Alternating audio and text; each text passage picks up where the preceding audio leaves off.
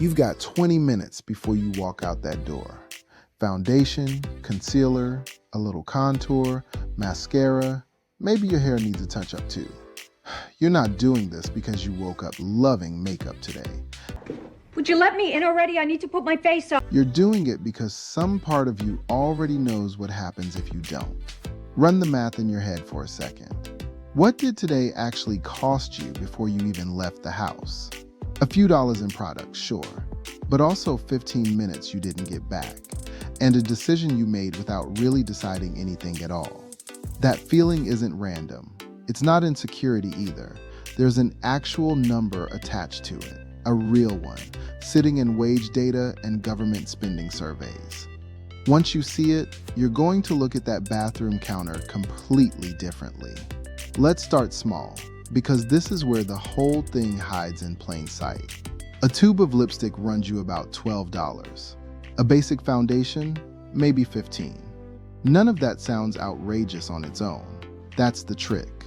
Nothing here is designed to feel expensive in the moment. Foundation gets replaced every couple months. Mascara dries out around the 3-month mark, and you're not supposed to keep using it past that anyway. It's a bacteria problem, not a preference. Oh, that's nasty. Skincare runs out even faster than either of those. So you're not buying one lipstick a year. You're buying it again and again on a schedule you didn't set, that the product itself set for you the moment you opened it. Add up a few of the categories women actually track spending on. Makeup runs around $23 a month. Skincare, another $28. Hair products, $24. Nails, $16. And that's before a single haircut, before a single trip to get your color touched up, before anything you'd call a real treatment. None of those individual numbers look scary by themselves. 12 here, 28 there. That's exactly why it works. Nobody budgets for death by 1,000 cuts. They budget for one purchase at a time, and the industry knows it. And that's just the stuff you already know you're supposed to buy. Here's the part that actually gets under my skin. Every year there's a new problem to solve. Pores you didn't know you had until an ad told you. A serum for something you weren't self-conscious about 6 months ago. The products don't just sell a solution. A lot of them are selling you the flaw first. None of that's an accident. It's a system built to feel almost impossible to opt out of.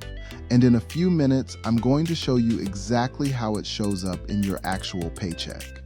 It's a marketing tool. If this is the first video of mine you've caught, hit subscribe right now, not at the end, now, because you're going to want to see where this goes. Please and thank you. Here's where it gets interesting, because researchers have actually studied this, and what they found runs backwards from what you'd expect. In a few minutes, I'll show you the exact multiplier between what you're spending and what the guy standing next to you is spending. It's bigger than you'd guess. But first, look at where this actually starts, with things you didn't even get to choose. You'd think looking good pays off, and looking average just breaks even. That's not what the data shows. Economists Hammermesh and Biddle found a penalty for being seen as plain that's actually bigger than the reward for being seen as attractive. You're not chasing a bonus when you get ready in the morning. You're avoiding a fine you never agreed to. And it hits men and women on completely different timelines. For men, researchers found the payoff shows up almost immediately, right at the start of a career. For women, it builds slower, growing the longer they stay in the workforce. So the pressure a woman feels in her 20s isn't even the same pressure she'll feel in her 40s. It compounds instead of leveling off. One newer study dug into which jobs this actually applies to. In roles built around working with people, sales, client work, anything face-to-face, the effect is real and it's large. In jobs built around data and information instead of people, the effect disappears almost completely. So this isn't some universal law about beauty and success. It's a very specific bias sitting in a very specific type of judgment, and it's been priced into the labor market for decades. One study got specific enough to put a dollar figure on it. Every extra inch of height added real income for men, almost $1,000 a year at a typical household income. Every point lower on a woman's BMI did something similar for her. Researchers have quite literally priced this out to the decimal. Not every study agrees on how big the reward side is. Some find almost nothing there. But the penalty, the actual cost of being seen as plain, holds up in nearly every version of this research. That's the part that isn't up for debate. Here's a stat that says the quiet part out loud. A 2026 survey on beauty spending found women are far more likely to build self-care into their budget, on purpose, planned, accounted for, expected. Men were more likely to treat the same spending as an afterthought. The researchers tied it straight back to how girls are raised, taught from a young age that this is simply expected of them, long before anyone's handing out a paycheck or a promotion. So when you feel like you can't leave the house without doing something to your face first, you're not being dramatic. You're responding to something that shows up in actual wage data, and something that got built into you before you ever had a say in it. Let's put a real number on where you land against the guy standing next to you. The average man, if he's low maintenance, spends somewhere around $20 to $25 a month keeping himself up. If he's the type getting his fade tightened every couple weeks, that number jumps closer to 60, sometimes past 100. Now here's the woman standing next to him. One survey clocked the average total at $877 a year on appearance alone, against $592 for the average man. Zoom out further, and federal spending data backs it up in a bigger way.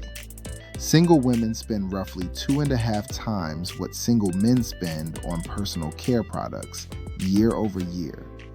That's not a beauty blog's guess. That's the actual government survey that tracks how this country spends its money, the same one used to calculate inflation. 2.5 times. Not because women are somehow worse with money, because the floor for what counts as put together sits in a completely different place depending on which one of you is standing in that mirror.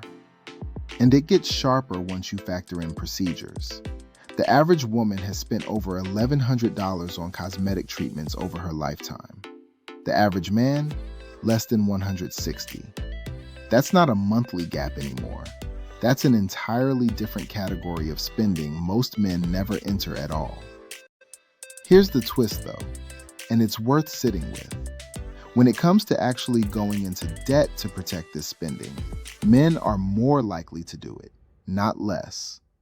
More men put self-care on a credit card to keep the habit alive than women do. So women spend more overall, but when the money runs out, men are the ones more willing to borrow to keep showing up looking the part too. Nobody's off the hook here. The pressure just lands differently depending on which side of the mirror you're standing on. Now here's where I actually want to hear from you. Ladies, drop your real number in the comments. What do you actually spend in a month on all of this? You want the truth? I want the truth! You can't handle the truth! Because I'll be straight with you. Some of these survey numbers felt off to me too while I was putting this together. And I'd rather hear it from the people actually living it than trust another spreadsheet.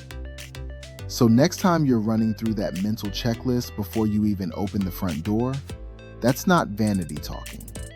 That's a system that's been pricing this in for longer than either of us has been alive.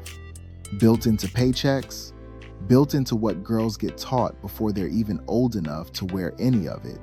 And now you've actually seen the math behind it.